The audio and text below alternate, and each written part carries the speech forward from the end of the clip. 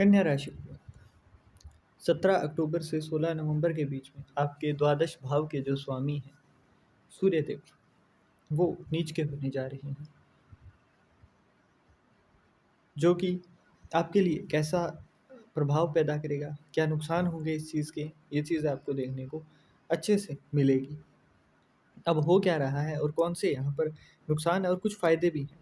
अब सबसे पहले बात करते हैं फ़ायदे की, क्योंकि शुरू पॉजिटिव से करते हैं थोड़ा सा। उसके बाद बात करेंगे सावधानियों की। यहाँ पर हो क्या रहा है, द्वादश भाव के स्वामी यहाँ पर आपके सेकंड हाउस के अंदर जाकर नीच के होंगे। तो अब होगा क्या, वे लोग जो कि एमएनसीज के अंदर काम कर रहे थे, मल्टीनेशनल कंपनी के अंदर, और इसके अलावा वे लोग जो कि विदेशों से जुड़े हुए कर्म कर रहे थे, उनके लिए ये खराब नहीं होगा। उनके लिए कहीं ना कहीं मतलब ये हो सकता है आप हार्डवर्क करे हो पर डिले हो, रिजल्ट आपको अवश्य मिलेगा। अच्छी इनकम होती हुई आपको इस मामले में देखने को मिलेगी। विदेशी सरकारों की तरफ से आपको फ़ायदा देखने को मिलेगा। हालाँकि यहाँ पर एक चीज़ जो है वो थोड़ी-सी नेगेटिव होगी कि आपको बार-बार ये चीज़ फ़ील होगी कि आपके साथ कोई नहीं है ना? मतलब अकेलापन फ़ील होना, जब भी बहुत ज़्यादा बुरा असर होगा तो वहाँ पर आपको लगेगा कि हर किसी ने आपको छोड़ दिया है।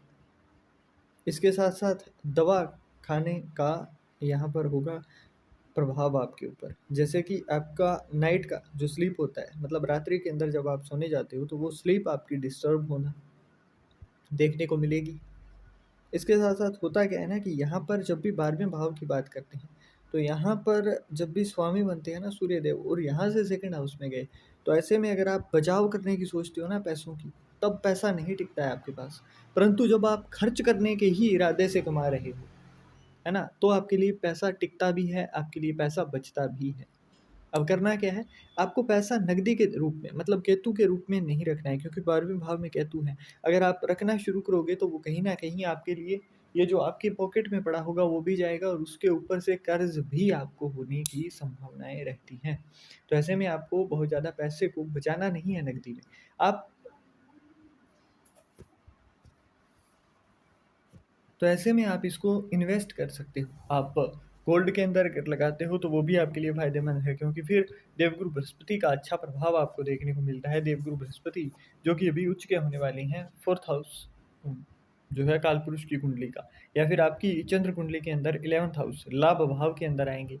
अब यहाँ पर कर्क राशि के अंदर आने के बाद में ये उच्च का प्रभाव दिखाएँगे। तो यही है जो कि आपको इस ट्रांज़िट के अंदर बचाते हुए दिखाई देंगे, और यही है जिसकी वजह से मैं ये कह पा रहा हूँ कि आपके धन के मामले में आपको हानि नहीं देखने को मिलेगी, परंतु पारिवारिक सुख में आपको कहीं न कहीं कमी देखने को मिलेगी। आपकी यहाँ पर बदनामी होना, आपके सम्मान के ऊपर उँगली उठना देखने को मिलेगा। जहाँ भी आप सोचोगे कि आपके पास ईज़ी मनी आ जाए, मतलब आप कहीं थोड़ा-सा इन्वेस्ट करो, बहुत अच्छा कमा लो, तो वहाँ पर आपका पैसा डूबता हुआ नज़र आएगा। यहाँ पर आपको किसी भी विवाद में पड़ने से बचाव करना है।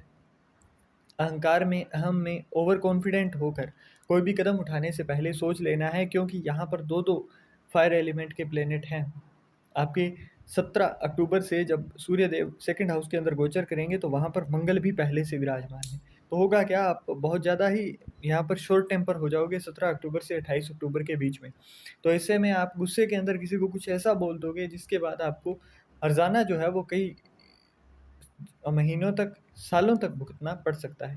क्योंकि रीज़न क्या होता है ना, जब भी 2 अग्नि तत्व जब भी किसी की कुंडली में एक साथ हो जाए ना, तो एक तो ये बॉडी टेम्परेचर हाई कर देता है, ब्लड से जुड़ी हुई दिक्कतें देता है, स्किन से जुड़ी हुई दिक्कतें देता है।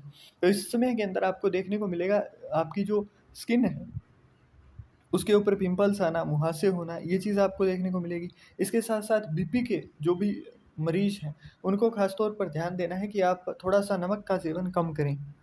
इसके साथ-साथ आपको घी को अपने हाथ से नहीं जलाना है ना? इस समय के अंदर आपको 17 अक्टूबर से 16 नवंबर तक घी अपने हाथ से नहीं जलाओगे आप, मतलब दीप वगैरह आपको नहीं जलाना है ना? इस चीज़ का आपको ख़ास तौर पर ध्यान देना है, क्योंकि एक भी सावधानी अगर आप नहीं रखते हो ना, तो वो चीज़ आपको कहीं न कहीं ख़राब करती है। क्योंकि रीज़न क्या है, मैं वो भी बता देता हूँ। ये सीधा ही नहीं कह रहा हूँ। आपके सेकंड हाउस के अंदर कालपुरुष की कुंडली देखोगे तो वहाँ पर शुक्र बनते हैं, शुक्र घी से भी देखे जाते हैं, और यहाँ पर आपके तुला राशि है, तो तुला राशि के अंदर गोचर ये भी शुक्र की ही राशि है। तो रीज़न क्या है ना, घी को जहाँ हम शुक्र से देखते हैं। अगर आपको पता हो ना, तो जब भी किसी के मेल के शुक्र कम हो जाते हैं, तो उसको घी का सेवन करने की एक उनको सजेशन दिया जाता है, रिकमेंड किया जाता है, वो इसी के लिए ही किया जाता है। तो यहाँ पर अगर आप घी का जलाने का काम करते हो, तो वो आपके कहीं न कहीं धन के मामले में हानि करवाएगा। पारिवारिक सुख के साथ-साथ आपके भोजन में भी आपको कमी देखने को मिलेगी। मतलब भोजन तो होगा, परंतु संतुष्टि ना होगी। तो इसलिए इन चीज़ों से बचाव करना है। अब यहाँ पर आप अच्छा क्या कर सकते हो जिससे आपको बचाव हो जाए, आप बचे रहो? यहाँ पर विष्णु सहस्त्र नाम का पाठ करना, या फिर आदित्य सहस्त्र, है ना? आदित्य स का पाठ करना आपके लिए फ़ायदेमंद रहेगा। इसके अलावा अगर हम बात करें, तो आप यहाँ पर सूर्य देव को जल अर्पित कर सकते हो। अगर ये भी ना हो पाए ना, तो चीज़ों के अंदर पंक्चुअलिटी रखना शुरू कीजिए, है ना? इतना सा कार्य आपको करना है, बहुत ज़्यादा किसी के ऊपर भरोसा करने से यहाँ पर बचाव करिएगा।